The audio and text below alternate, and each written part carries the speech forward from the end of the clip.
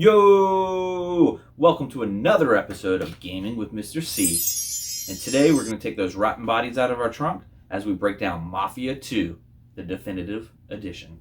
Gaming with Mr. C. Gaming with Mr. C. Gaming with Mr. C.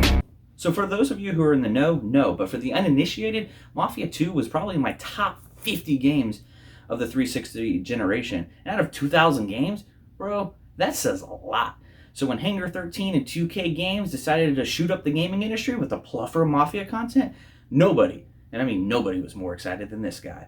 For the entry price of $60, you get Mafia 1, Mafia 2, and Mafia 3. Mafia 3 being in the definitive edition, Mafia 2 being the definitive edition, but remastered.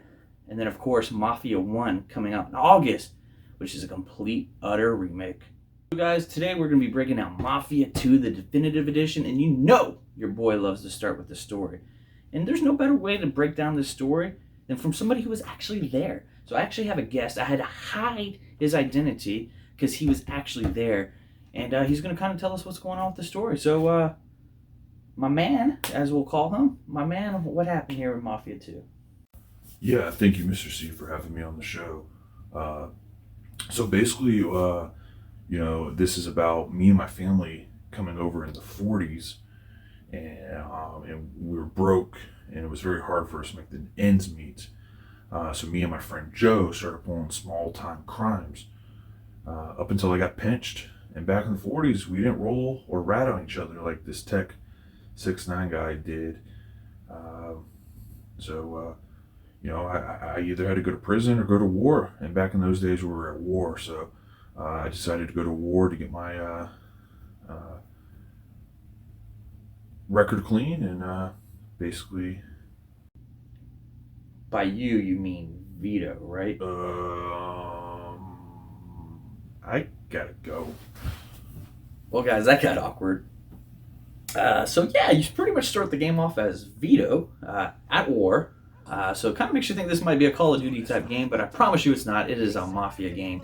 So you pretty much start off as Vito at war, and you follow him as he comes home and starts to join the Mafia and his going up the ranks over the next 15 years.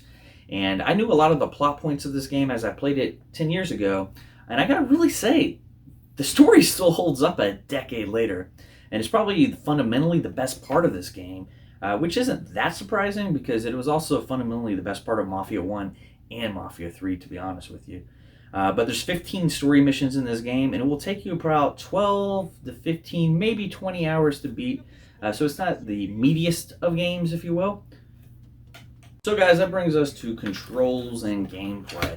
So the controls aren't really anything too special or anything that you've never had before. It is pretty much a open sandbox game, but with a very linear path.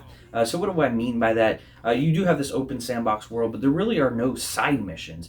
The only side things in this game is the collectibles, which you collect playboys, like, give them one of those. And you can actually see the centerfold, give them 2 of those now. But also, the only other side mission is there's this one guy that you can sell stolen cars to. So outside of that, it's pretty linear. It's just you go from story mission to story mission to story mission. I think of a lot like LA Noire. It's this open world, but it's pretty, stick to the story kind of thing, which is fine. But from a control standpoint, it's nothing that you haven't done in a sandbox game before. Your typical run here, some acceleration here. You can get in the car with the Y. No big surprise there. The difference is if you don't have the keys, you can hold it down to pick the lock, or you can press the old B, which I call the old smasher, because you're just going to smash that window right open and steal it. Which kind of brings me to the cops in this game. The cops are the easiest cops I've ever dealt with. I actually kind of wish that they were the cops in my neighborhood because they just don't care. They will follow you, but they're super easy to get rid of, number one. Number two, let's say I gotta go to Vito's house from the next part of my story mission. I can have the cops literally following me as I pull into his driveway, and it still cues the cutscene. So the cops are like non-existent in this game. Other than that, man, I mean, the only time that you can really jump in the game is if you're prompted to jump. Same thing with opening doors. So nothing too new or special there, but also no issues with the controls, and that's a very good thing. So guys, that really just leaves us with the graphics and the sound here. What you're going to see with your old beepers, and what you're going to hear with the old hearers. So from a sound standpoint, the soundtrack was awesome. It was really played to that Frank Sinatra type era, as this game does take place in the 40s. The cars sound to era, to period. The voice acting is incredible. So moving on to graphics, man, this is really where, where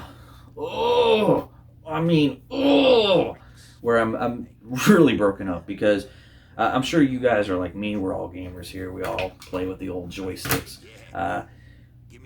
Everything that I saw in coming up to and leading up to Mafia 2 was pretty much Mafia 1 remake, and it looks amazing. It looks stunning, purely based off of the short trailer we've seen and the screenshots. So when I loaded up Mafia 2, I was kind of initially like taken back, like, oh man, this doesn't look as stunning as Mafia 1. But once I kind of removed myself from that, the graphics are actually really, really nice. I would actually even beg to differ that they look better than Mafia 3. Matter of fact, here's Mafia 1. Their remake, Mafia 2, the remaster, and then we got Mafia 3, which is the OG Mafia. So side by side comparison there. So when it really came to the graphics, the water looks amazing. The cars, the environments, all actually look really stunning. You can really tell that they kind of spent their time with doing this remaster.